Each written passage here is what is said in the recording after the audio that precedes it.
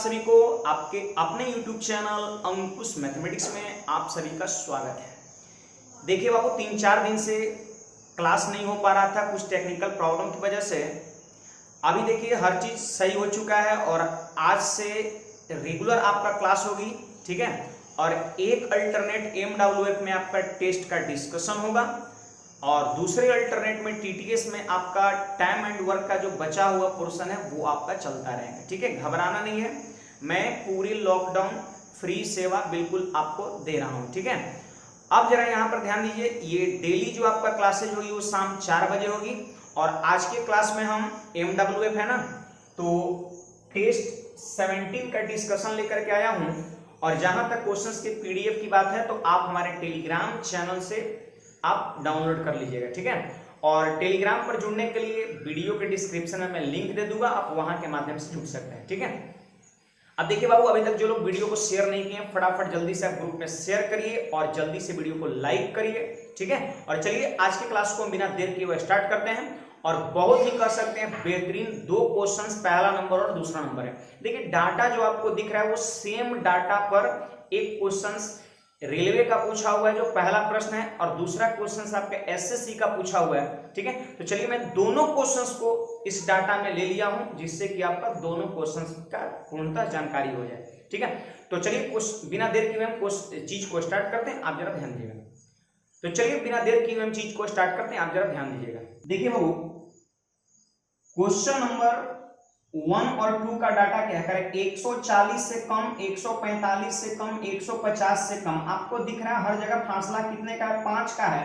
तो 140 से कम को हम लिखते हैं इस ढंग से, 135 से 140 लिखते हैं, ठीक है।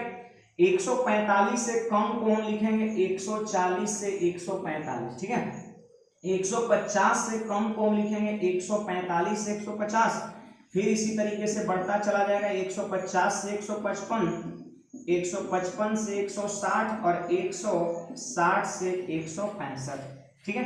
देखिए से कम अगर कभी भी लिखा रहे तो उसको हम इस ढंग से लिखते हैं, आप चीज को समझिए, ठीक है। अब यहां पर ध्यान दीजिए, इसके बाद लड़कियों की संख्या कितना दे रखा है, 4 दे रखा है, 11 दे रखा है, आपका 29 दे रखा है, 40 दे रखा है, 46 दे रखा है और 51 दे रखा है। तो ये हम कह सकते हैं ये आपका कॉम्युलेटिव फ्रीक्वेंसी है जिसको हम CF शॉर्ट में बोलते हैं, ठीक है। अब यहां पर हमसे 2 क्वेश्चंस पूछता है तो पहले हम डाटा को अच्छी तरह समझ ले, उसके बाद हम दोनों क्वेश्चंस को बहुत आसानी से कर सकते हैं। तो ध्यान दीजिए बाबू, यहां पर कॉम्युलेटिव फ्रीक्वेंसी का मतलब ये होता है कि 135 से 140 इस हाइट के कुल कितने लड़कियां हैं, 4 लड़कियां हैं, ठीक है। और 145 से कम हाइट के कितनी लड़कियां हैं, 11। यहां पर आप हमको एक बात बताइए कि 140 से कम हाइट की 4 लड़कियां हैं और 145 से कम हाइट की 11 लड़कियां हैं। इसका अर्थ यह हुआ कि 140 से 145 के बीच में कितनी लड़कियां हैं, 7। 11 में से 7 4 घटा देंगे, कितना हो जाएगा, 7 हो जाएगा। उम्मीद है आप समझ पा रहे होंगे।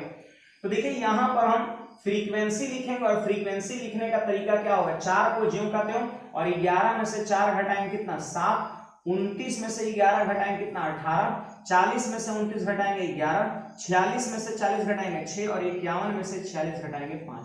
तो ये मेरा फ्रीक्वेंसी मिल गया जिसको हम बारंबारता बोलते हैं। इसका मतलब ये हुआ कि इस इंटरवल में 4 लड़कियां, इस इंटरवल में 7 लड़कियां, इस इंटरवल में 18, इस इंटरवल में 11, इस इंटरवल में 6 और इस इंटरवल में 5 लड़कियां हैं, ठीक है। अब यहां पर आप जरा समझिए, हमसे पहला क्वेश्चन पूछता क्या है। तो पहला क्वेश्चन मेरा यही है कि 100, पढ़िए सब लोग जरा क्वेश्चन को। पहला प्रश्न यही है कि 150 सेंटीमीटर से अधिक ऊंचाई की कितनी लड़कियां हैं, 150 से ज्यादा।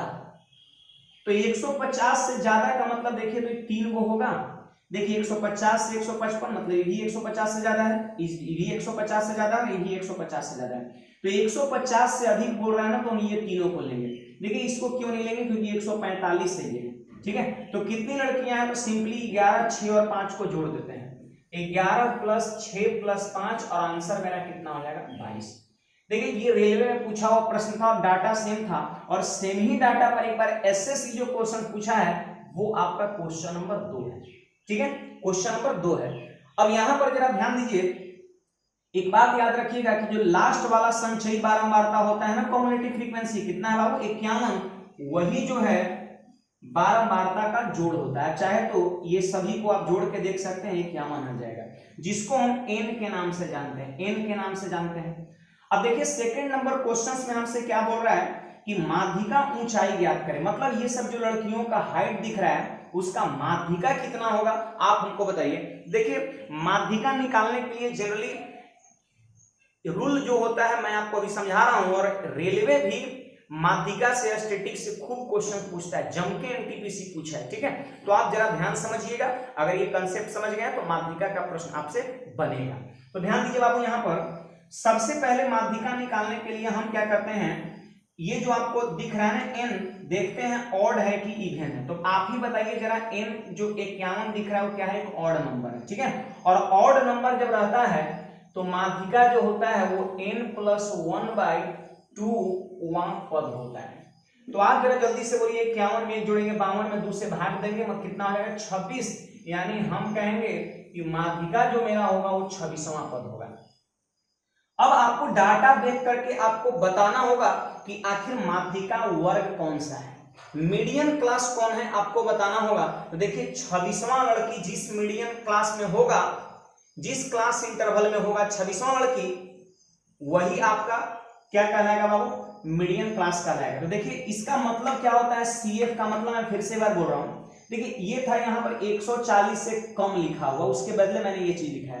तो 140 से कम हाइट की 4 लड़कियां, 145 से कम हाइट की 11 लड़कियां, 150 से कम हाइट की 29 लड़कियां। तो एक बात बताइए बाबू कि जो 26वां लड़की है वो इसी ग्रुप में आएगा, क्योंकि ये ग्रुप जो है वो 11वें लड़की तक का है, मतलब 12वां लड़की से लेकर के 29वां लड़की तक इस ग्रुप में आएगा, मतलब 26वां लड़की भी इसी ग्रुप में आएगी। इसका अर्थ ये हुआ, इसी को हम क्या कहेंगे, मीडियन क्लास के। देखिए बाबू जब क्लास इंटरवल दिया हुआ रहे वर्ग अंतराल, तो मीडियन क्लास निकालना एकदम इंपॉर्टेंट चीज है। तो 26वां लड़की किस इंटरवल में आ रही है ये चीज आपको देखना है, और वो इसमें आ रही है। देखिए 11 पर यहाँ खत्म हो गया, मतलब 12वां से लेकर के 29वां तक इस इंटरवल में लड़की आएगी, मतलब 26वां लड़की भी इसी में आएगी। तो ये हो गया मीडियन क्लास, हो गया माध्यिका वर्ग। और इसमें जो आपको लोअर लिमिट दिख रहा है इसको बोलते हैं एल, ये लोअर लिमिट अपर लिमिट, तो इसको एल बोलेंगे। अब यहाँ पर हमसे माध्यिका पूछता है, तो देखिए आप जरा यहाँ पर एक फॉर्मूला याद रखिएगा, मीडियन बराबर L plus n/2 minus CF/F into H। देखिए ये आज के बाद आप याद रखिए, क्योंकि जब जब क्लास इंटरवल रहेगा प्रश्न में से कम अधिक ऐसे कुछ रहेगा, तो माध्यिका निकालने के लिए यही फॉर्मूले का प्रयोग होगा। ठीक है, अब जरा यहां पर समझिएगा, एल मेरा कितना है, तो एल का मतलब 145 हो जाएगा, और प्लस 145 प्लस इसका मतलब क्या होगा कि आंसर 145 से ज्यादा होने वाला है। ठीक है, तो चलिए बाबू n/2, तो n का मान 51 है, 2 से भाग देंगे तो कितना होगा 25.5 होगा। अरे होगा कि नहीं। और कॉम्युलेटिव फ्रीक्वेंसी जो होता है वो मीडियन क्लास के पीछे वाला होता है। तो आप हमको बताइए मीडियन क्लास का कॉम्युलेटिव फ्रीक्वेंसी कितना, 29, और इससे पीछे वाला कौन है, ये 11, मतलब यहां पर इसको हम CF की जगह पे लेते हैं, ये चीज याद रखिएगा। तो यहां पर 11 कर दिए, और F का मतलब होता है बारंबारता मीडियन क्लास का, तो मीडियन क्लास का बारंबारता कितना है 18, ये F है आपका। तो नीचे में लिख दिया 18, और इंटू क्या है बाबू लिखा हुआ है H। H का मतलब होता है लोअर लिमिट और अपर लिमिट के बीच का डिफरेंस। तो आप हमको जरा जल्दी से बताइए कि यहाँ पर आपको डिफरेंस कितने का हर जगह दिख रहा है। देखिए सब लोग देखिए 5 का डिफरेंस दिख रहा है, तो H के जगह पर हम 5 पुट कर देंगे। ठीक है, अब यहाँ पर आप बहुत जल्दी जल्दी इसका कैलकुलेशन करिए। तो देखिए मैं यहाँ पर कैसे कर रहा हूँ, जरा ध्यान दीजिए। 25.5 में से जब 11 घटेगा तो जानते हैं कितना हो जाएगा, जल्दी बोलिए आप सभी लोग, 14.5 हो जाएगा। अब देखिए इसको 5 से गुणा करना है, तो 14 × 5 = 70, और 0.5 को जब 5 से गुणा करेंगे तो 2.5 होगा, इसका मतलब 72.5 हो जाएगा। देखिए मैं यहीं पे लिख दे रहा हूँ 72.5 हो जाएगा। ठीक है, अब यहां पर ध्यान दीजिए बाबू 145 प्लस, अब देखिए 18 से भाग लगेगा 72 में कितने बार में, 4 बार में, 18 चौके 72, 4 और पॉइंट। देखिए 18 से 5 में भाग लगेगा नहीं, तो यहाँ पे लिख देंगे हम 0। अब फिर देखिए एक तरफ से 50 हो गया, तो 18 तिया 54, लगभग 3 बार में भाग लग रहा है। तो आप क्या करिए, यहाँ पर 150 में 4.03 को जोड़ दीजिए, तो 45 में तो 149.03 कर सकते हैं, ये लड़कियों की हाइट का माध्यिका हो जाएगा। तो इस ढंग से क्वेश्चंस को करना है। ठीक है, चलिए, तो उम्मीद है आपको समझ में आया होगा। और अगर आपको बेहतरीन समझ में आया, जो लोग अभी तक लाइक नहीं किए हैं जल्दी से फटाफट आप लाइक करिए, और जो लोग लेट से जुड़े हैं वो जल्दी से वीडियो को आप शेयर भी करिए। ठीक है, चलिए तो अगले क्वेश्चन की ओर बढ़ते हैं, आप जरा ध्यान दीजिएगा। देखिए बाबू क्वेश्चन नंबर 3 सब लोग पढ़िएगा। कह रहा है एक व्यक्ति के पास पेटी में रखने के लिए एक निश्चित संख्या में संतरे हैं, यदि वह 4, 5 अथवा 6 संतरे एक पेटी में रखता है तो एक संतरा शेष बच जाता है। ध्यान दीजिए आपको, यहाँ पर 4 संतरा, 5 संतरा और 6 संतरा अगर पेटी में रखता है, 4-4 के ग्रुप में, 5-5 के ग्रुप में, 6-6 के ग्रुप में, तो एक संतरा शेष बच जाता है। तो आप यहाँ पर सिंपली क्या करिए, 4, 5, 6 का एलसीएम निकालिए, तो मैं देख पा रहा हूँ 60 आ रहा है। ठीक है, अब यहाँ पर संतरों की जो संख्या होगा वो जानते हैं कुछ इस तरह का होगा, 60k + 1 के फॉर्म में होगा।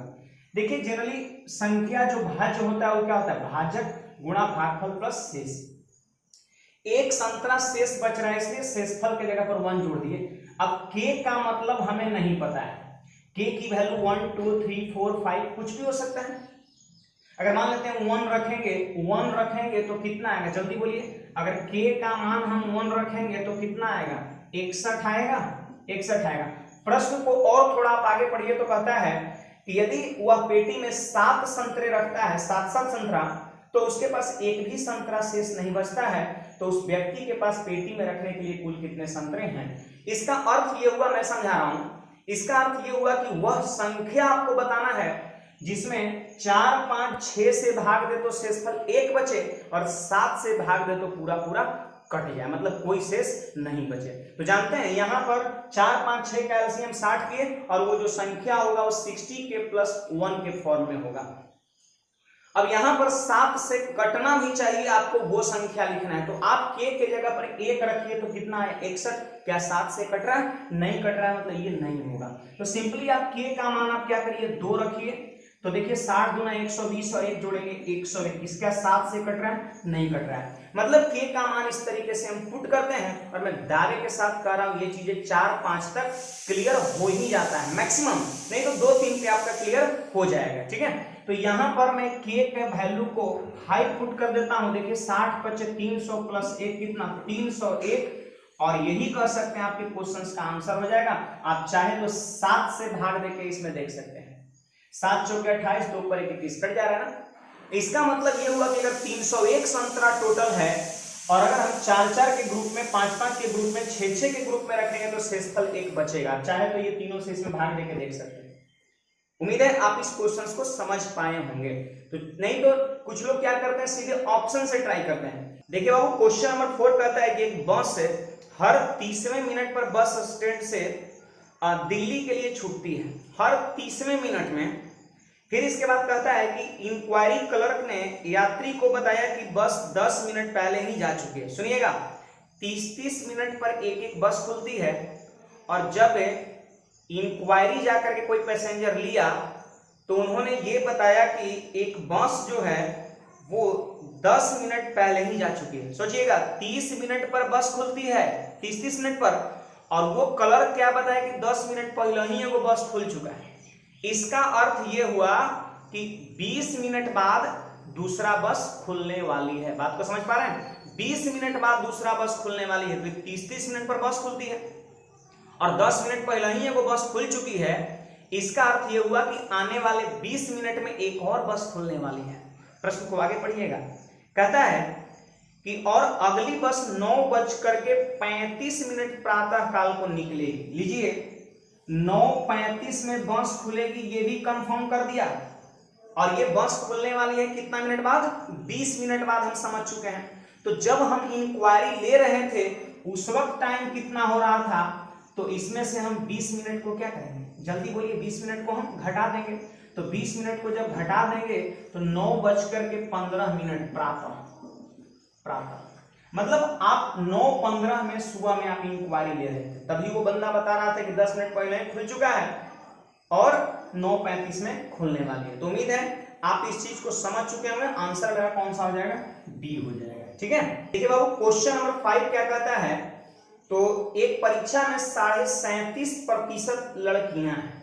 देखिए ध्यान दीजिए, यहां पर गर्ल्स की अगर हम बात करें तो 37.5% जो है लड़कियां हैं। तो एक बात बताइए बाबू कि अगर 37.5% लड़कियां हैं, वैसे 37.5% को हम बोलते हैं 3/8। देखिए ये सब जो परसेंटेज है पूर्णांक के रूप में, इसका मान आप फ्रैक्शन में याद रखा करिए। ठीक है, ये बहुत काम की चीज है। अब देखिए 8 में 3 लड़की है तो बाकी जो 5 बचा वो लड़का है, 5/8 क्या है, लड़का है। आप इस बात को समझ गए होंगे, लड़कियां कितना है 3/8 और लड़का कितना है 5/8। ठीक है, अब यहां पर कैसे निकला, तो 1 में से इसको माइनस कर दिया। अब कहता है कि केवल 62.5% लड़कियां और 75% लड़कियां उत्तीर्ण हुए, पास हुए, और अनुत्तीर्ण लड़कियों की संख्या 342 है। तो अनुत्तीर्ण लड़कों की संख्या कितना है। अनुत्तीर्ण का मतलब होता है बाबू फेल। अब क्वेश्चन क्या कहता है कि फेल लड़कियों की संख्या 342 है। एक बात बताइए, ये टोटल लड़की है और इसमें पास की अगर हम बात करें तो क्लियर लिखा हुआ है कि 62.5% लड़कियां पास हो गई। ध्यान दीजिएगा, यहां पर 3/8 टोटल लड़की है जिसका 62.5%, आपको पता है 62.5% का मतलब, मैं बता रहा हूं 62.5% का मतलब होता है 5/8। अब आप ही बताइए जरा कि 3/8 का टोटल जो लड़की है 5/8 जो है पास कर गई, इसका मतलब उसका शेष कितना होगा 3/8 जो फेल हुई है, और इसी की संख्या कितना है 342। ठीक है, अब देखिए यहां पर 3 तिया 9 से ये कट जाएगा, 9 तिये 27 और 9 8 72। ठीक है, तो बोलिए बाबू यहां पर 1 भाग की वैल्यू कितना हो जाएगा, 1 भाग की वैल्यू 8 64 गुना 38 हो जाएगा, 64 गुना 38। इसका मतलब क्या है कि टोटल जो लोग थे, टोटल 1 भाग वो आपका इतने हैं, टोटल लड़का लड़की मिलाकर के इतने हैं। अब प्रश्न हमसे क्या पूछता है, सब लोग पढ़िएगा, तो प्रश्न हमसे यही पूछता है कि फेल लड़कों की संख्या क्या है, और 75% लड़का पास हुआ है। तो एक बात बताइए बाबू, जरा ध्यान दीजिए आप, यहां पर 64 गुना 38 का 5/8 जो है लड़का है। बात को समझ पा रहे हैं, 5/8 लड़का है और इसका 75% पास हो गया, इसका मतलब फेल कितना हुआ 25%, और 25% को हम क्या बोलते हैं 1/4 बोलते हैं। ठीक है, अब देखिए 8 चौके 32 से ये कट जाएगा कितने बार में, 2 बार में। ठीक है, अब देखिए 5 गुणा 2 10, 10 को जब 338 से गुणा करेंगे तो 380 आपके प्रश्न का उत्तर हो जाएगा। देखिए बिल्कुल सरल सी बात है, ये टोटल निकल गया लड़का लड़की सब, और 75% लड़के पास हो चुके हैं, इसका मतलब 25% फेल हुआ है। 25% को बोलते हैं 1/4, तो मैंने कर लिया, इसका 5/8 लड़का है और इसका 1/4 पास कर गया है। तो बस यहां पर ये क्या हो गया आपका पास, और देख रहे हैं लड़कों की ग्रुप में खड़ी है, तो पास लड़के आपका आंसर हो गया। तो उम्मीद है आप चीज को समझ पा रहे होंगे। देखिए मैं आराम से चीज को समझा रहा हूं, मेरी ये प्रयास रहती है कि जितने भी लोग क्लास कर रहे हैं वो 100% चीज को समझ सके, जिस प्रकार मैं ऑफलाइन में आपको कराया करता था। ठीक है, बाकी आप चीज को समझ जाएंगे तो स्पीड ऑटोमेटिक आ जाएगी। देखिए लोग का क्वेश्चन होता है कि सर मेरा स्पीड नहीं आ पा रहा है, तो पहले बाबू आप मैथ्स बनाना सीखो, मैथ्स जब तुमसे बनने लगेगा तो स्पीड ऑटोमेटिक आ जाएगा। ठीक है, तो चलिए अगले क्वेश्चन की ओर बढ़ते हैं, आप जरा ध्यान दीजिएगा। देखिए बाबू क्वेश्चन नंबर 6 आप सभी लोग पढ़िएगा, कह रहा है 200 मीटर के दौड़ में ए 20 मीटर से बी को हरा देता है। आप जरा सिंपल वे में ध्यान दे रखिएगा कि 200 मीटर का रेस है, इसका मतलब ए पूरा 200 मीटर दौड़ गया और बी जानते हैं 20 मीटर से हार गया, इसका मतलब ए के तुलना में 20 मीटर कम दौड़। देखिए बाबू जो जीतेगा उसके बदले आप टोटल रेस की वैल्यू लिखना है 200 मीटर, और ये 20 मीटर से हार गया इसलिए 20 कम करके लिखना है। तो देखिए यहां पर 200 मीटर के रेस में ए और बी के बीच का रेशियो ये बन गया। ठीक है, अभी हम काट नहीं रहे, जरूरत के हिसाब से उसको काटेंगे। अब यहां पर इसके बाद आप देखिए तो लिखता है 100 मीटर की रेस में बी सी को 5 मीटर से हराता है। अब यहां पर ध्यान दीजिए, मैंने बी लिख दिया और फिर यहां पे सी लिख दिया। 100 मीटर के रेस में मतलब यहां पर 100 लिख दिया और सी 5 मीटर से हार जाता है, मतलब 5 कम दौड़ा, 95 लिख दिए। तो बी और सी के बीच का रेशियो हो गया, लेकिन कितने मीटर के रेस में? 100 मीटर के रेस में। ये है 200 मीटर का रेस और ये 100 मीटर का रेस। तो सबसे पहले आप रेस को इक्वल करिए। तो सिंपली क्या करना है, 2 से यहां गुणा कर दिए और 2 से यहां गुणा कर दिए। इसका मतलब क्या हुआ बाबू, ये भी 200 मीटर का रेस हो गया और ये भी 200 मीटर का रेस हो गया। 100 मीटर का था, 2 से मल्टीप्लाई कर दिया, हो गया 200 मीटर का रेस। अब यहां पर प्रश्न क्या कहता है कि 1 किलोमीटर के रेस में ए सी को कितने मीटर से हराएगा। ए देखिए, ए और सी से क्वेश्चन है, तो ए और सी पे हम काम कब करेंगे, जब बी को हम बराबर कर लेंगे। बैलेंस करना यहां पर जरूरी है, जिस प्रकार रेशियो में आप कंसेप्ट लगाते हैं। तो देखिए यहां पर सबसे पहले 200 मीटर का रेस का ये भी डाटा है और 200 मीटर का ये भी है। तो सबसे पहले आप बैलेंस करिए। बैलेंस करने का अर्थ क्या है कि जो दोनों में रहता है उसको बराबर करना होता है। तो यहां पर आप सोचिए हम क्या करें। तो एक बात बताइए, ये एक तरह से हो गया कितना, 190 हो गया। तो 10 से जब काट दिए तो कितने बार में कटा बाबू, जल्दी से बोलिए इसको। 10 से जब हम काट दिए तो कितने बार में कटा, 19 बार में कटा कि नहीं। और ये काटे तो 0 खत्म। हमको इक्वल करना है। तो देखिए यहां पर 180 हो गया और यहां पर कितना हो गया, 10 दूना 20। तो आपको लग रहा है कि 9 से अगर यहां भी गुणा कर दे और 9 से यहां भी गुणा कर दे तो देखिए ये कितना हो गया, 180 और ये भी 180 बराबर हो चुका है। हो चुका है कि नहीं। देखिए इस तरह के प्रश्न में आपकी ये प्रयास होनी चाहिए कि जो दोनों में कॉमन है भी उसको हम इक्वल कर ले। तो इक्वल हो चुका है। अब हम सीधे ए और सी पे काम करेंगे। अब सोचिए ए 200 मीटर के रेस में कई मीटर से हरा है। मैं पूछ रहा हूं कि 19 नवा कितना होता है, जल्दी बोलिए। 171 होता है। तो 200 से ये कितना कम है, तो आप कहिएगा सर ये तो 9 9 81 का एक 8 और 9 8 17, बताइए इससे कितना कम है, जल्दी बोलिएगा। तो आप कहिएगा सर 29 कम है। तो 29 मीटर से ध्यान दीजिएगा हराता है 200 मीटर के रेस में। ध्यान दीजिएगा बाबू कि 200 मीटर के रेस में 29 मीटर से हराता है। तो 1 किलोमीटर के रेस में पूछ रहा है, 1 किलोमीटर मतलब 1000 मीटर के रेस में कितने मीटर से हराएगा। तो बोलिए इसका ये 5 गुना है, इसका ये 5 गुना है, तो इधर भी 5 गुना हो जाएगा। जल्दी बोलिए। तो 29 पंचे कितना, 145 और 145 मीटर आपके क्वेश्चन का आंसर हो जाएगा। तो ये रेस का प्रश्न है। और देखिए रेस का प्रश्न बहुत ज्यादा तो एग्जाम में नहीं आता है, लेकिन कभी कभी जब याद पड़ता है तो चीज को दे देता है। तो आपसे रेस का प्रश्न भी बनना चाहिए, ठीक है। तो चलिए अगले क्वेश्चन पे बढ़ते हैं, आप जरा ध्यान समझिएगा। देखिए बाबू क्वेश्चन नंबर 7 जो है वो आपका परमुटेशन एंड कॉम्बिनेशन से क्वेश्चन है। आप जरा ध्यान से चीज को समझिएगा। 15 खिलाड़ी जिसमें 5 गेंदबाज हैं, और आप हमको बताइए जरा जल्दी से बताइए कि जब बॉलमैन की संख्या 5 है 15 में, तो जाहिर सी बात है बैट्समैन की संख्या कितना होगा, 10। 10 में 5 बॉलर है तो 10 आपका बैट्समैन होगा। क्लियर है बात। अब प्रश्न क्या कहता है, आप जरा ध्यान समझिएगा। कहता है कुल कितने प्रकार से टीम का चयन किया जा सकता है ताकि टीम में कम से कम 3 गेंदबाज हो। देखिए बाबू ध्यान दीजिए, एक टीम का चयन करना है। बताइए क्रिकेट टीम में कितने प्लेयर, 11, और 11 टीम का सिलेक्शन करना है 15 में से। और क्वेश्चन कहता है कम से कम 3 गेंदबाज जरूर हो। कम से कम 3 गेंदबाज हो, मतलब 3 से ज्यादा भी चलेगा। तो आप जरा हमको बताइए कि जब 3 को कह सकते हैं आपका बॉलमैन होगा, तो उसके साथ साथ 8 जो है क्या होना चाहिए, बैटमैन होना चाहिए, तब ना 8 3 11 पूरा होगा। या देखिए यहां पर मैंने लिख दिया, ये भी हो सकता है। कम से कम 3 गेंदबाज बोला है, मतलब 4 गेंदबाज भी हो सकता है। तो यहां में क्या लिखेंगे बाबू, जल्दी बोलिए। 4 बॉलर हो सकता है और उसके साथ कितना आपका 7 जो है बैटमैन होगा कि नहीं, तब ना 7 + 4 11 होगा। या ये भी हो सकता है, या में भी हो सकता है कि 5 को आपका बॉलमैन हो, 5 को बॉलमैन हो। या में भी हो सकता है 5 बॉलमैन हो, तो वैसी स्थिति में कितना होगा, 6 जो है आपका बैटमैन होगा। 6 बैटमैन आपका होगा। समझ पा रहे बात को, देख लीजिए 6 5 11। फिर सोचेंगे कुछ लोग या 6 बॉलमैन हो और 5 को बैटमैन हो, तो वो चीजें गलत हो जाएगा।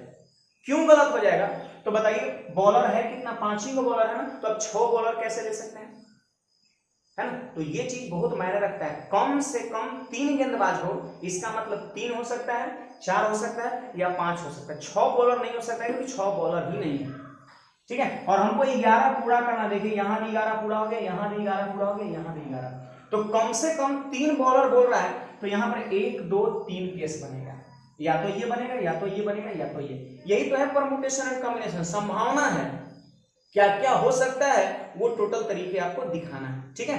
तो चलिए यहाँ पर आप जरा ध्यान दीजिए कि यहाँ पर 3 बॉलर कितना में से चुना जाएगा, 5 को बॉलर में से कौन 3 को चुनाएगा, तो यहाँ पे लिखेंगे 5C3 इंटू, देखिए एंड रहेगा तो गुना लिखते हैं, 8 बैट्समैन चुनना है 10 में से, तो यहाँ पे लिखेंगे 10C8। देखिए सी का मतलब होता है कॉम्बिनेशन, और जहां चीज को चुनना हो हम कॉम्बिनेशन का यूज करते हैं, और जहां चीज को सजाना हो हम परमुटेशन का यूज करते हैं, ठीक है बाबू।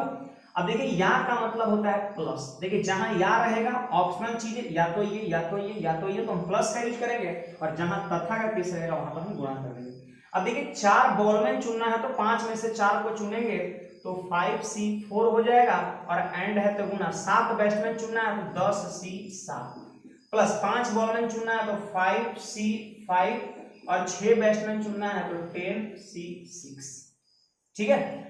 अब देखिए यहां पर कॉम्बिनेशन सोल्व करने आपको आना चाहिए, ऐसे मैं फॉर्मूला यहां पे लिख दे रहा हूं, एनसीआर जो होता है वो factorial n bye factorial r into factorial n minus r होता है।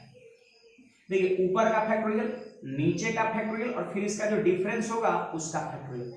देखिए ये फॉर्मूला आपको याद है, ये मायने नहीं रखता है, आपको इसका एप्लीकेशन आना चाहिए। देखिए मैं 1-2 दिन में एक छोटा सा मैं एक वीडियो बनाऊंगा 10 से 15 मिनट का, और उसमें मैं आपको सिखाऊंगा कि एनसीआर को बहुत जल्दी कैसे आप सोल्व कर सकते हैं, ठीक है। क्योंकि जानते हैं जहां परमुटेशन कॉम्बिनेशन और प्रोबेबिलिटी का प्रश्न आता है 80 से 90% चांस होता है कि इसका यूज हो, इसलिए इससे बेहतर अभ्यास रहेगा तभी आप चीज को जल्दी कर पाएंगे। देखिए मैं फटाफट चीज को लिख रहा हूं, आप ध्यान तो दीजिए। देखिए बाबू 5C3 हमको लिखना है, तो जानते हैं इसका मान कितना हो जाएगा, 5 गुणा 4 और नीचे में आपका हो जाएगा 2, ठीक है।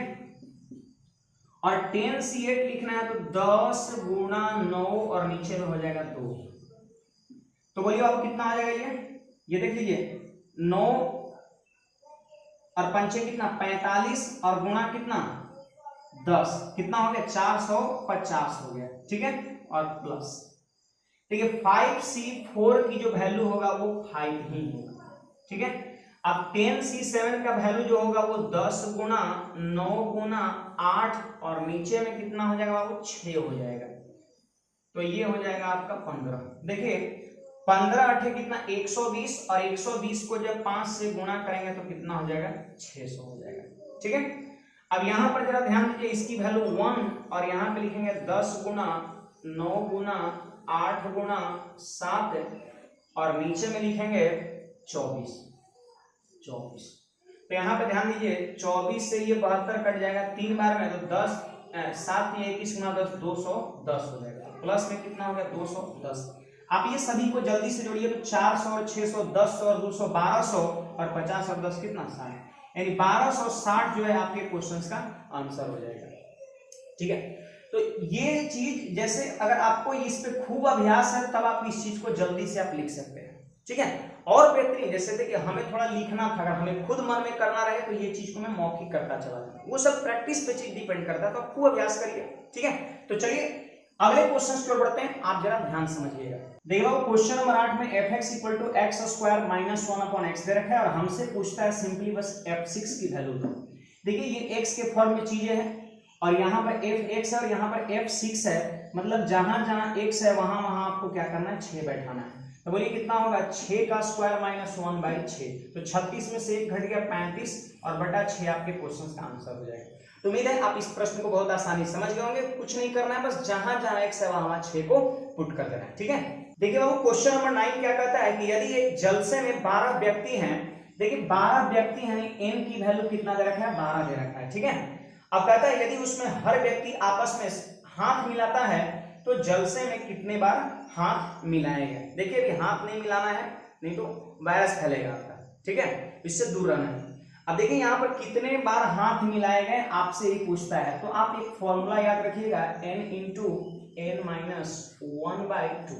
देखिए हाथ मिलाने की जब भी आपसे प्रक्रिया की संख्या पूछे n इंटू एन माइनस 1/2 का यूज करते हैं। चलिए n यहाँ पर व्यक्ति की संख्या है तो n की जगह 12 रख देंगे, 12 और 12 में से घट जाएगा 11 बटा में 2 से देखिए कट जाएगा 6 बार में, और 11 6 66 आपके क्वेश्चन का आंसर हो जाएगा। तो उम्मीद है आप इस प्रश्न को बहुत आसानी से समझ पाए होंगे। देखिए बाबू क्वेश्चन नंबर 10 क्या कहता है, वेन डायग्राम का प्रश्न है। यदि एक कक्षा में 50 विद्यार्थी हैं, देखिए टोटल नंबर ऑफ स्टूडेंट्स जो है वो आपका कितना है बाबू 50 है। कहता है 10 बास्केटबॉल खेलते हैं किंतु क्रिकेट नहीं। देखिए यहां पर मैंने दो कह सकते हैं डायग्राम बना लिया। एक डायग्राम जो है सो आपका बीबी बास्केटबॉल और दूसरा आपका है क्रिकेट का है, ठीक है। अब प्रश्न क्या कहता है कि 10 बास्केटबॉल खेलते हैं लेकिन क्रिकेट नहीं, मतलब 10 ऐसी जगह पे लिखना है जो क्रिकेट के घेरा में नहीं हो, तो यहां पे देख सकते हैं। फिर कहता है 10 क्रिकेट खेलते हैं किंतु बास्केटबॉल नहीं, तो यहां पर 10 लिख देंगे। देखिए 10 क्रिकेट खेलता है लेकिन बास्केटबॉल नहीं खेलता है। तो आपसे क्या पूछता है इसके बाद, दिया हुआ है 15 ना तो बास्केटबॉल खेलता है और ना ही क्रिकेट खेलता है। 15 ऐसा है जो कुछ नहीं खेलता है, ये बिल्कुल डायग्राम से बाहर है। अब इसके बाद क्या कहता है कि दोनों बास्केटबॉल और क्रिकेट खेलने वाले विद्यार्थियों की संख्या कितनी है, आपसे ये पूछता है। दोनों चीज खेलने वालों की संख्या कितनी है, देखिए यही वाला मान आपसे पूछ रहा है, बीच वाला। दोनों खेलने वालों की संख्या यही बीच में आपका होगा, उसको मैंने x मान लिया और x की वैल्यू आपको निकालना है। ऐसा करिए आप तीनों को जरा जोड़ दीजिए, इसको जोड़ दीजिए, तो बोलिए कितना होगा, जल्दी बोलिए। 20 प्लस x, और 20 प्लस x जानते हैं क्या है, 20 प्लस x जानते हैं क्या है, खेलने वाले लोग। वैसे लोग जो केवल बास्केटबॉल खेलते हैं, केवल क्रिकेट खेलते हैं या दोनों चीजें खेलते हैं, उनकी संख्या है 20 प्लस x। एक बात बताइए बाबू, टोटल स्टूडेंट 50 है, टोटल स्टूडेंट 50 है, और इसमें से हम खेलने वालों की संख्या को अगर हम घटा देंगे टोटल स्टूडेंट्स में से, तो नहीं खेलने वालों की संख्या निकल जाएगा, और नहीं खेलने वालों की संख्या कितना तक है, 15, तो इक्वल टू 15 कर दिए। अब देखिए 50 में से 20 घटा 30, अब 15 आके फिर 30 में से घटेगा तो इधर हो जाएगा 15, और ये जो माइनस में x है ना उस तरफ चला जाएगा प्लस में, तो x की वैल्यू 15, ये आपके क्वेश्चन का आंसर हो जाएगा। उम्मीद है बिल्कुल मैंने आसान से तरीके बताया है जो हर लोग बहुत आसानी से समझ सकते हैं। देखिए बाबू क्वेश्चन नंबर 11 क्या बोल रहा है, 2 log a plus b equal to log 16 plus log a plus log b। देखिए बाबू यहाँ पर आप ध्यान रखिए, लॉग का कुछ नियम है जो यहाँ पर लगेगा और चीजें बहुत आसान हो जाएगा। देखिए लॉग के साथ अगर कोई भी नंबर्स गुना में हो, याद रखिएगा लॉग के साथ अगर कोई भी नंबर्स गुना में हो तो वो आपका लॉग के साथ जो संख्या जुड़ा हुआ है उसके पावर में चला जाता है। देखिए लॉग के साथ यहाँ पर गुना 2 था तो 2 को मैंने पावर में भेज दिया, ठीक है। अब यहाँ पर आप क्या लिख सकते हैं, तो लॉग, जल्दी बोलिए, a प्लस बी का होल स्क्वायर। और देखिए एक और नियम यहाँ पे लगेगा कि जब लॉग लॉग लॉग के बीच में साइन प्लस हो, क्या हो, साइन प्लस हो, तो हम नंबर्स को गुणा कर देते हैं। देखिए 16 गुणा a गुणा b हो जाएगा, ठीक है। ये नियम होता है, आप लॉग का ध्यान रखिएगा। अगर मान लेते हैं माइनस का साइन रहता तो हम इसको भाग में लिखते, प्लस रहे तो गुणा में लिखेंगे और माइनस रहे तो भाग में लिखेंगे। अब देखिए यहां से लॉग और ये लॉग खत्म हो गया। अब बताइए बाबू a प्लस बी का होल स्क्वायर बचा, जिसको हम लिख सकते हैं a square plus B square plus 2ab। उम्मीद है सबको ये पता होगा। देखिए यहाँ पर 16ab, ठीक है। अब हमसे ये पूछता है कि a square plus B square का मान बताओ, तो सिंपल सी बात है, ये 2ab जाके 16ab घटेगा और 14ab जो है हमारे प्रश्न का उत्तर हो जाएगा, ठीक है। देखिए वो क्वेश्चन नंबर 12 कहता है दो संख्याओं का गुणनफल 48 है। ध्यान दीजिएगा यहाँ पर दो संख्याओं का गुणनफल 48 है, पहली संख्या और दूसरी संख्या को अगर आप गुणा करते हैं तो दोनों का प्रोडक्ट कितना है, 48। ऐसा क्वेश्चन बोल रहा है। अब देखिए यहाँ पर कहता है कि इसमें से यदि एक संख्या, देखिए पहली संख्या के बारे में कुछ इंफॉर्मेशन से आप जरा ध्यान दीजिए। क्या कहता है, जरा ध्यान दीजिएगा कि यदि इसमें से एक संख्या एक तिपहिया साइकिल के पहियों की संख्या, आप बताइए तीन पहिया साइकिल में पहिया क्या गो, 3 गो, एकदम क्लियर है, 3 गो आपका हो गया, 3 गो। तिपहिया साइकिल के पहियों की संख्या से किसी पक्षी के पंखों की संख्या, 1 मिनट, किसी पक्षी के पंखों की संख्या, तो पक्षी के पंख क्या हो, 2 गो, और आपकी एक हाथ की अंगुलियों की संख्या के दुगुना, तो एक हाथ में अंगुली 5 गो और एक हाथ के उंगली की संख्या का दुगुना के योग को भाग देने से, के योग को भाग देने से प्राप्त संख्या के बराबर है। देखिए पहली संख्या के बारे में क्या कर रहा है आप जरा ध्यान समझिएगा। देखिए लैंग्वेज को समझेंगे तो प्रश्न को आप आसानी से कर सकते हैं। क्वेश्चन में एकदम साफ क्लियर है कि यदि इसमें से एक संख्या एक तिपहिया साइकिल के पहियों की संख्या से, तो तिपहिया साइकिल में पहियों की संख्या कितना होता है 3 से इसे भाग करना है, लास्ट में पता चल रहा है से किसी पक्षी के पंखों की संख्या, तो पंख 2 और आपकी एक हाथ की उंगलियों की संख्या की दुगुना, एक हाथ में उंगली क्या 5 गो का दुगुना 10 गो का योग, मतलब पक्षी का पंख की संख्या और एक हाथ की उंगली का डबल को जोड़ना है। योग मतलब जोड़ना है, ठीक है। योग को भाग देने से, किससे भाग देना था, तो तिपहिया साइकिल में पहियों की संख्या से भाग देना है। तो प्राप्त संख्या के बराबर है। तो बोलिए बाबू पहली संख्या कितना हो गया, तो 5 गुना 10 प्लस 2 कितना 12 में 3 से भाग दिए कितना 4 हो गया। पहली संख्या 4 हो गया। अब आप हमको बताइए कि पहली संख्या 4 है और दूसरी संख्या हमको निकालना है और दोनों का प्रोडक्ट कितना है 48, तो बोलिए दूसरी संख्या 12 होगा कि नहीं। हाँ तो ये रहा आपके प्रश्न का उत्तर कितना 12, ऑप्शन नंबर सी। देखिए बाबू क्वेश्चन नंबर 13 में क्या कहता है 1.5 मीटर और फिर इसके बाद दे रखा है 1.2 मीटर लंबे दो पाइप को बराबर टुकड़ों में इस प्रकार काटना है कि दोनों पाइपों का कोई हिस्सा शेष ना बचे और ये इन टुकड़ों की अधिकतम लंबाई क्या होगी। सिंपल सी बात है कि यहाँ पर दो इतनी लंबाई का टुकड़ा है और इसको बराबर पार्ट में बांटना है और प्रत्येक पार्ट का अधिकतम लंबाई क्या होगा, तो सिंपली आपको क्या करना है, ये दोनों का एचसीएफ करना है। जब भी अधिकतम लंबाई कहे और कोई टुकड़ा शेष ना बचे, मतलब पूरा कट जाए, तो अधिक से अधिक संख्या निकालने के लिए एचसीएफ करते हैं। तो आप हमको बताइए सिंपल सा 15 12 का एचसीएफ कितना 3 और एक अंक के पहले डेसिमल यहाँ भी, तो एचसीएफ में भी एक अंक के पहले डेसिमल बैठा देंगे और आंसर मेरा हो जाएगा 0.3। आप देख लीजिए कौन सा ऑप्शन होगा, ऑप्शन नंबर सी हो जाएगा। देखिए बाबू क्वेश्चन नंबर 14 बहुत ही बेहतरीन क्वेश्चन है। कह रहा है 8 पाइप एक टैंक से जुड़े हुए। देखिए एक टंकी में कितना पाइप लगा हुआ 8, जिसमें से कुछ आपका इनलेट होगा और कुछ आउटलेट होगा। इनलेट भरने वाला, आउटलेट खाली करने वाला। कहता है कि जिसमें कुछ पानी अंदर भरने के लिए और कुछ बाहर निकालने के लिए है। प्रत्येक भरने वाले पाइप टैंक को 10 घंटे में भर सकते हैं। ध्यान दीजिए बाबू इनलेट, प्रत्येक इनलेट पाइप 10 घंटे में भर सकते हैं और फिर इसके बाद कहता है प्रत्येक बाहर निकालने वाले पाइप जो आउटलेट है, आउटलेट पाइप है, उसमें से प्रत्येक जो है 15 घंटे में टंकी को खाली कर सकता है। ठीक है। अब यहां पर क्या कहता है कि यदि सभी पाइप को खोल दिया जाए, सभी का मतलब टोटल 8 नल को खोल दिया जाए, 8 नल को एक साथ खोल दिया जाए, दोनों प्रकार के नलों को टोटल, तो कह रहा है 3 3 और 10/3 घंटे में भर जाता है। 10/3 घंटे में भर जाता है। ठीक है। यहाँ पर एक इनलेट पाइप का समय, एक आउटलेट पाइप का समय और यहाँ पर 8 होगा।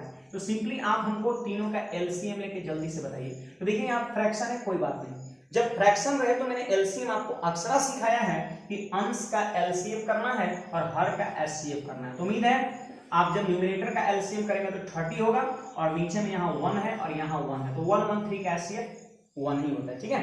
अब देखिए यहां से इसमें डिवाइड करें तो 3 + 3 और यहां पर कितना लिखेंगे -2 क्यों, क्योंकि आउटलेट पाइप है तो नेगेटिव साइन के साथ। और यहां पर कितना आ जाएगा बाबू 9 हो जाएगा। अरे होगा कि नहीं। अच्छा प्लस में क्यों, तो लिख रहा है कि 10/3 घंटे में भर जाता है, इसलिए प्लस साइन लिया यहाँ पर। अब यहां पर इसके बाद क्या कहता है कि पानी भरने वाले पाइप की संख्या कितना है। देखिए 8 नल में कै गो नल इनलेट है आपको ये बताना है। तो देखिए इसके बाद आपको क्या करना है मैं आपको सिखा रहा हूं, जरा ध्यान दीजिएगा। देखिए फिर से मैं यहाँ पे लिख दिया इनलेट और फिर से मैं लिख दिया यहाँ पर आउटलेट। ठीक है।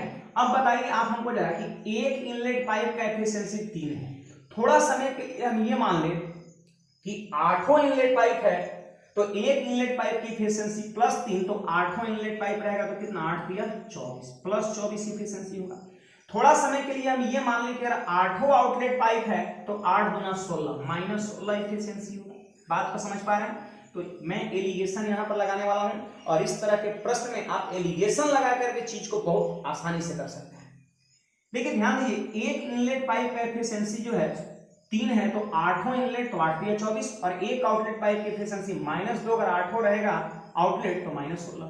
तो ये रहा आपका इनलेट, ये रहा आउटलेट और यहाँ पे क्या लिखते हैं एलिगेशन में, दोनों चीजों का मिश्रण लिखते हैं। ये भी 8 नल की एफिशिएंसी, ये भी 8 नल की एफिशिएंसी, तो यहाँ पर दोनों को मिला के लिखेंगे 8 नल की एफिशिएंसी। अब बोलिए मिला करके 8 नल का एफिशिएंसी कितना 9, तो 9 को हम 20 में रखते हैं। ठीक है, अब यहाँ पर ध्यान दीजिए एलिगेशन में जैसे करते हैं 24 में से 9 घटेगा तो कितना होगा बाबू 15 होगा, और 9 माइनस माइनस 16 प्लस में हो जाएगा, तो 9 माइनस माइनस 16 प्लस हो जाएगा, तो 9 और 16 कितना 25। आप इसको काटिए, 5 से कटेगा ये 5 बार में और 5 से कटेगा 3 बार में। इसका मतलब क्या होगा कि इनलेट पाइप और आउटलेट पाइप की संख्या के बीच का जो रेशियो होगा, संख्या के बीच का जो रेशियो होगा वो 5:3 होगा। अब बताइए आपको टोटल नल कितना है 8, और जिसमें से भरने वाला और खाली करने वाला नल का रेशियो 5:3 है, तो 8 को हम 5:3 में बांट देंगे। तो सिंपल सी बात है, इनलेट जो पाइप की संख्या है, इनलेट पाइप की जो संख्या है वो आपका कितना 5, और ये रहा प्रश्न का उत्तर। अगर आपसे पूछता आउटलेट पाइप की संख्या, तो ऐसी स्थिति में आंसर 3 होता। तो देखिए मैंने बिल्कुल बेहतरीन मेथड बताया है, और इस तरह के प्रश्न में अक्सर लोग फंसते हैं।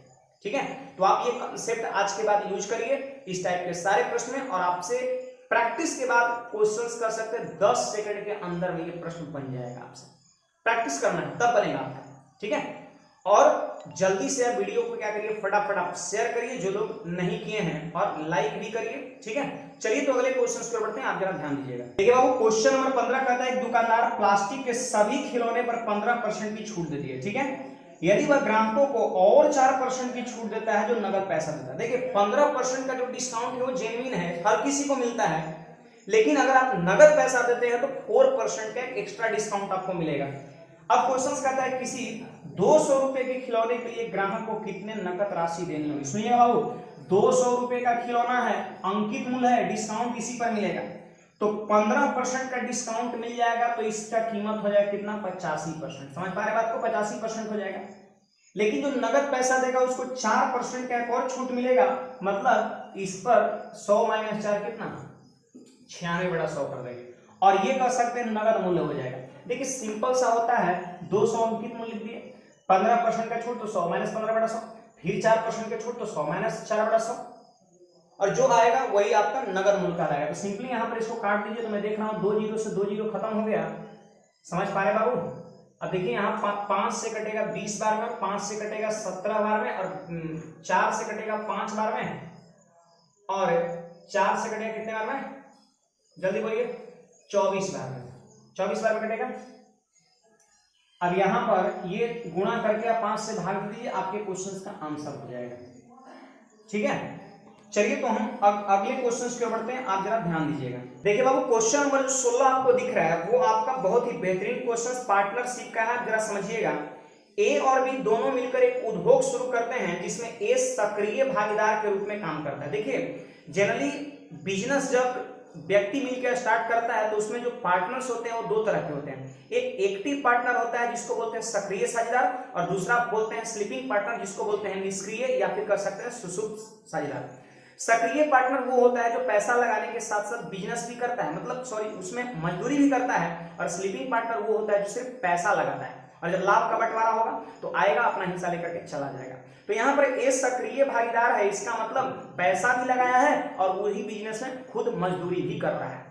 ठीक है, तो सक्रिय जो साझेदार होता है वो अपनी मजदूरी का पैसा पहले प्रॉफिट में से काट लेता है, और उसके बाद जो शेष अमाउंट बचता है वो पूंजी के रेशियो में शेयर किया जाता है। ठीक है, तो पढ़िएगा, ए 4000 रुपये निवेश करता है और 8 महीने बाद फिर 2000 रुपये निवेश करता है। ध्यान दीजिए बाबू, यहां पर मैं ए के बारे में लिख रहा हूं, ए 4000 रुपया निवेश करता है, कै महीना के लिए 8 महीना के लिए। ठीक है, और 2000 रुपया और निवेश किया तो 6000 हो गया ना, 6000 हो गया आने वाले 4 महीने के लिए, तब ना जाकर के 8 + 4 पूरे 12 महीने का निवेश हो जाएगा। ये जानते हैं क्या लिख रहे हैं, मैं लाभ लिख रहा हूं। लाभ बराबर जानते हैं क्या होता है, पूंजी गुणा समय। तो 4000 पूंजी 8 महीने के लिए और फिर 2000 निवेश कर दिया तो उसका पैसा आने वाले 4 महीने के लिए 6000 रुपये हो चुका है। बी के बारे में पढ़िए, तो कहता है बी 5000 रुपये निवेश करता है, लेकिन 9 महीने बाद, देखिए बी का पैसा कितना है बाबू, जल्दी बोलिए 5000 रुपये, और ये 9 महीने तक निवेश करता है। और जानते हैं 9 महीने बाद 2000 रुपये निकाल लेता है। 5000 में से जब 2000 निकाल लेगा तो कितना बचेगा, आप ही बताइए जल्दी से, 3000 बचेगा, 3000 बचेगा, और 3000 आने वाले 3 महीने के लिए, तब ना 9 + 3 12 महीने जाके पूरा होगा। तो हम कह सकते हैं ये ए का कह सकते हैं लाभ का रेशियो हो गया और ये बी के लाभ का रेशियो हो गया। यहाँ पर फटाफट चीज को काटिए, देखिए 3 0 3 0 3 0 3 0। अगर कोई संख्या अगर सब में कॉमन है तो उसको आप काट सकते हैं। और देखिए कुछ कट रहा है तो 8 चौके 32 और 6 चौके 24, तो 32 और 24 को अगर आप जोड़ देते हैं तो हमारे ख्याल से 56 हो रहा है। ठीक है, यहाँ पे अगर देखिए 9 पंचे 45 और 3 3 9, तो 45 और 9 जोड़ देंगे तो 54 हो रहा है, 54 हो रहा है। तो ये हम क्या कर सकते हैं कि ए और बी के बीच लाभ का रेशियो हो गया, जो पूंजी निवेश किया है उसके अकॉर्डिंग क्या प्रॉफिट का रेशियो होगा वो हो गया 56 और 54। चाहे तो 2 से आप काट करके 28 और 27 भी लिख सकते हैं। चलिए, तो प्रॉफिट का रेशियो हम लिख चुके हैं। अब यहां पर आगे हम देखते हैं और क्या क्वेश्चंस में दे रखा है। कहता है सक्रिय साझेदार होने के नाते ए लाभ के भत्ते के रूप में प्रति माह 100 रुपए लेता है। एक बात बताइए बाबू, अगर ए प्रत्येक महीना 100 रुपया अगर सक्रिय साझेदार होने के नाते लेता है तो 12 महीने में कितने ले लेगा? 1200 रुपए। एक महीना में 100 रुपए, तो 12 महीने में 1200 रुपए ले लेगा। और टोटल प्रॉफिट 6700 रुपया हुआ है, तो बी का हिस्सा कितना? जरा ध्यान दीजिए, आप यहां ध्यान दीजिए, 6700 रुपया टोटल प्रॉफिट हुआ है, जिसमें से 1200 रुपया तो कौन ले लेगा? ए ले लेगा, सक्रिय साझेदार होने की वजह से। तो आप हमको बताइए बचा कितना? तो आप कहिए सर 5500 बचा। कितना बचा बाबू? तो 6700 में से 1200 घटा दिए, 5500 बच गया। अब ये जो 5500 रुपया जो बचा हुआ है, प्रॉफिट बचा हुआ है, वो निवेश किया गया पूंजी के रेशियो में बढ़ जाएगा। समझ पा रहे बात को? इसमें बोल रहा है बी को कितना मिलेगा, तो जरा ध्यान दीजिए, 28:27 में 5500 को बांटिए और बी का रेशियो 27 है, 27 अनुपात का जो मान आएगा वही आपके क्वेश्चन का आंसर हो जाएगा। तो चलिए जोड़ते हैं 28 और 27 कितना? 55, 55 अनुपात बराबर 5500, इसलिए 27 अनुपात बराबर कितना? 2700, और 2700 रुपए इस क्वेश्चन का आंसर हो जाएगा। अगर आपसे ए का हिस्सा पूछता सपोज, तो 28 अनुपात का मतलब कितना? 2800, तो 2800 रुपए आंसर नहीं होता, 1200 रुपया ए और लिया है उसको भी इसमें ऐड करेंगे, तब जाकर के 0 0 0 और 4, ये मेरा राइट आंसर होगा ए के लिए अगर पूछता तो। ठीक है, लेकिन फिलहाल मेरा क्वेश्चन का आंसर कितना होगा? 2700। तो ये पार्टनरशिप का प्रश्न है, आप प्रैक्टिस करिए, खूब मेहनत करिए इस लॉकडाउन में। ठीक है, और मैं आपके साथ हूं, मैं आपको डेली क्लास करा रहा हूं। कुछ टेक्निकल इशू था, इस वजह से 3-4 दिन आपका मैं एब्सेंट हो गया। ठीक है, और बिल्कुल फ्री ऑफ कॉस्ट, एक भी रुपए नहीं। ये तो बहुत एक कर सकते हैं, बहुत बड़ी बात है आपके लिए। और आपके गांव में अगल बगल आपके जितने भी मित्र हैं सारे लोग को इन्फॉर्म कर दीजिए, ताकि फ्री में कर सकते हैं। लॉकडाउन में थोड़ा सा लोगों की, जैसे आपके पेरेंट्स का बजट भी गड़बड़ा गया है, हो सकता है कि काम धंधा बंद हो गया होगा, तो मैं आपसे कोई चार्ज नहीं ले रहा हूँ, बिल्कुल एक समाज सेवा है, विद्यार्थी सेवा है। ठीक है, चलिए तो अगले क्वेश्चन की ओर बढ़ते हैं, आप जरा ध्यान दीजिएगा। देखिए बाबू, क्वेश्चन नंबर 17 कहता है किसी वस्तु का लागत मूल्य, लागत मूल्य का मतलब होता है कॉस्ट प्राइस होता है, और विक्रय मूल्य का मतलब होता है आपका सेलिंग प्राइस होता है, और इसके बीच का रेशियो में देख पा रहा हूं 20:21 दे रखा है। तो आपसे बोलता है कि उस पर प्राप्त होने वाले लाभ का परसेंटेज कितना है। बिल्कुल सरल सी बात है कि 20 रुपए में अगर हम चीज को खरीद के अगर 21 में बेचते हैं तो 1 रुपए का क्या होता है? लाभ। हमसे ये पूछता है लाभ परसेंट, तो लाभ गुणा 100 और बटा में क्रय मूल्य होता है, पता है ना सबको? तो 5% आपके क्वेश्चन का आंसर हो जाएगा, 5% लाभ। पता है ना लाभ परसेंट क्या होता है? लाभ गुणा 100 बटा क्रय मूल्य, 5% आपका प्रॉफिट हो जाएगा। देखिए बाबू, क्वेश्चन नंबर 18 क्या कहता है, जरा ध्यान दीजिए। एक समबाहु त्रिभुज की भुजा की लंबाई 8 सेंटीमीटर। देखिए समबाहु त्रिभुज की भुजा की लंबाई 8 सेंटीमीटर। समबाहु त्रिभुज की भुजा को अगर हम ए मान ले तो ए की वैल्यू दे रखा है कितना? 8 सेंटीमीटर। कहता है त्रिभुज के अंतःवृत्त और परिवृत्त के मध्य स्थित क्षेत्र का क्षेत्रफल कितना होगा। देखिए पहले आप इसके कॉन्सेप्ट को समझिए। देखिए ये आपका एक इक्विलेटरल ट्रायंगल है, समबाहु त्रिभुज, ये हो गया इसका अंतःवृत्त, और ये हो गया परिवृत्त। परिवृत्त बोले तो सर्कम सर्किल, और अंतःवृत्त इन सर्किल। ठीक है, अब इन दोनों के बीच जो क्षेत्र है, देखिए मैं यहां पर त्रिभुज को मिटा देता हूं तो आपको साफ साफ चीजें दिख जाएगा। ठीक है, त्रिभुज को मैं मिटा दे रहा हूं, यहां पर साफ साफ चीजें दिख जाएंगे। इन दोनों वृत्त के बीच जो क्षेत्र घिरा हुआ है, इसी का क्षेत्रफल आपसे पूछ रहा है। तो आपको लग रहा है कि ये एक रिंग बन गया, ये एक रिंग बन गया। और मैंने आपको अक्सर बताया है कि रिंग का जो एरिया होता है वो pi capital R square minus small R square होता है। ठीक है, pi capital R square minus small R square होता है। अब देखिए मैं आपको बता दूं कि किसी भी समबाहु त्रिभुज के बाहर वाले वृत्त का जो त्रिज्या होता है वो होता है a/√3 होता है, और अंदर वाले वृत्त की जो त्रिज्या होता है वो a/2√3 होता है। आप इस चीज को याद कर लीजिएगा, ठीक है, आप इस चीज को याद कर लीजिएगा। कैपिटल आर की वैल्यू a/√3, स्मॉल आर की वैल्यू a/2√3। ए क्या है? तो समबाहु त्रिभुज की भुजा है, ठीक है। तो चलिए यहाँ पर ऑप्शन जो है पाई के फॉर्म में नहीं है, तो पाई का मान हम पुट भी कर देंगे। देखिए 22/7, और बड़ी आर का स्क्वायर करना है, तो आप देख के बोलिए, यहाँ पे 8 रख देंगे तो 8/√3 का स्क्वायर, तो 8 का स्क्वायर कितना? जल्दी बोलिए 64, और यहाँ पर कितना हो जाएगा? जल्दी बोलिए, यहाँ पर √3 का स्क्वायर कितना? 3, ठीक है, और माइनस फिर छोटी आर स्क्वायर, तो 8 का स्क्वायर कितना? 64, और इसका जब स्क्वायर करेंगे तो 2 का स्क्वायर 4 और 3 का स्क्वायर 3, तो 4 3 कितना हो जाएगा? 12 हो जाएगा। समझ पा रहे बात को?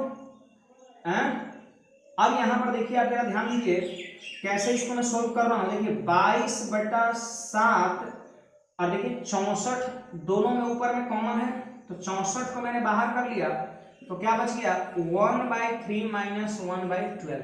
जल्दी से इसको आप सोल्व करिए, तो मैं देख पा रहा हूँ 3/12 मतलब 1/4 हो गया। जल्दी से देखिए, इसको जब सोल्व करेंगे तो हो जाएगा 1/4 हो जाएगा, और 4 से कितने बार में कटेगा बाबू?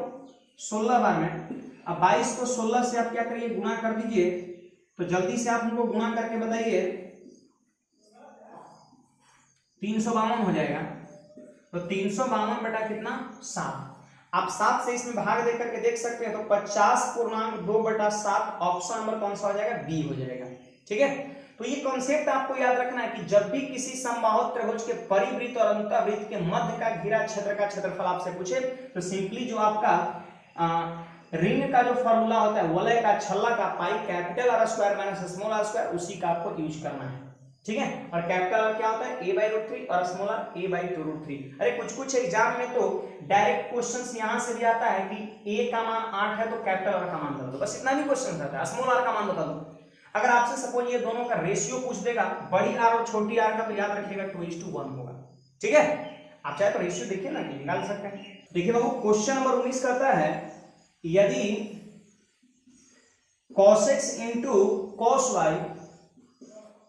y plus sin x into sin y, ठीक है, और इक्वल टू -1, तो हमसे यही पूछता है, आप जरा ध्यान दीजिए कि cos x plus cos y का वैल्यू कितना होगा, ठीक है। ऐसे तो ये कर सकते हैं, ट्रांसफॉर्मेशन फॉर्मूला है cos a into cos b plus sin a into sin b बराबर होता है, जानते हैं, cos, जल्दी बोलिए आप सभी लोग, a minus b, cos a minus b, तो यहाँ पर हो जाएगा x minus Y, cos x minus Y. और देखिए यहाँ पर ट्रिगोनोमेट्रिक रेशियो आपको cos दिख रहा है, और उधर दिख रहा है -1, तो -1 को आप लिख सकते हैं cos 180 डिग्री लिख सकते हैं, ठीक है। आप याद रखिए cos 180 की वैल्यू -1 होता है, तो cos खत्म हो गया, और x माइनस वाई की वैल्यू कितना हो गया? 180 हो गया। तो मैं आपसे पूछ रहा हूं कि x बराबर कितना होगा? तो 180 प्लस वाई, x की वैल्यू कितना होगा? 180 प्लस वाई होगा। अब x का मान जो 180 प्लस वाई है, सिंपली यहां बैठा दीजिए, जो क्वेश्चन आपका पूछ रहा है, तो यहां पर होगा 180 प्लस वाई और प्लस क्या? cos Y. अब देखिए cos 180 प्लस थीटा है, आप जरा यहां पर समझिए, ये 0 डिग्री होता है और यहाँ पर 180 डिग्री होता है। अब 180 डिग्री प्लस, देखिए यहाँ पर ध्यान दीजिए, 180 डिग्री, देखिए ये 0 है, 90 और ऐसे बढ़ता है, 180 प्लस मतलब थर्ड क्वाड्रेंट में आ रहा है, और थर्ड क्वाड्रेंट में cos क्या होता है? नेगेटिव होता है। तो यहाँ पर लिखेंगे माइनस cos y, और ये क्या है? Plus cos y। बोलिए, दोनों खत्म हो गया, और आपके प्रश्न का उत्तर कितना हो गया? 0 हो गया, ठीक है। तो चलिए एक और बेहतरीन क्वेश्चन की ओर बढ़ते हैं। लास्ट क्वेश्चन से आप जरा समझिएगा। क्वेश्चन नंबर 20 बाबू जरा ध्यान दीजिए कि एक त्रिभुज ABC है और जिसका लंब केंद्र क्या है? O है, ठीक है। आप ध्यान दीजिए जरा, एक ट्रायंगल है ABC और O जो है इसका क्या है? ऑर्थो सेंटर है, ऑर्थो सेंटर लंब केंद्र है। अब प्रश्न ये कहता है BOC इक्वल टू 100, यहां से देखिए ऐसे और ऐसे मिला दिया, और ये दे रखा है कितना? 100 डिग्री, और हमसे ये वाला कोण शायद क्या करता है? पूछता है। देख लीजिए BAC कितना है। ऐसे देखिए, इसका कंसेप्ट आपको याद रखना है, सिंपल सी बात, कंसेप्ट क्या याद रखना है कि देखिए ऑर्थो सेंटर लंब केंद्र पर बना कोण, और इसके जस्ट सामने त्रिभुज का कोण का योगफल 180 डिग्री होता है। ये कॉन्सेप्ट आपको याद रखना है, ठीक है। ये ऑर्थो सेंटर कॉन्सेप्ट है कि ऑर्थो सेंटर पर बना कोण और इसके सामने ट्रायंगल पे बना कोण का जो सम होता है 180। तो जल्दी से बोलिए व्हाट का मान कितना होगा, 80 डिग्री होगा। नहीं तो आप और में इस क्वेश्चंस को बहुत आसानी से कर सकते हैं, बस डायग्राम से। अगर ये चीज नहीं भी याद है तो भी प्रश्न को कर सकते हैं। देखिए आपको तो ये चीजें पता होगा कि ऑर्थो सेंटर क्या होता है, तो मैं आपको बता दूं कि सिर से डाला गया लंब का जो कटान बिंदु होता है वही ऑर्थो सेंटर होता है, ठीक है।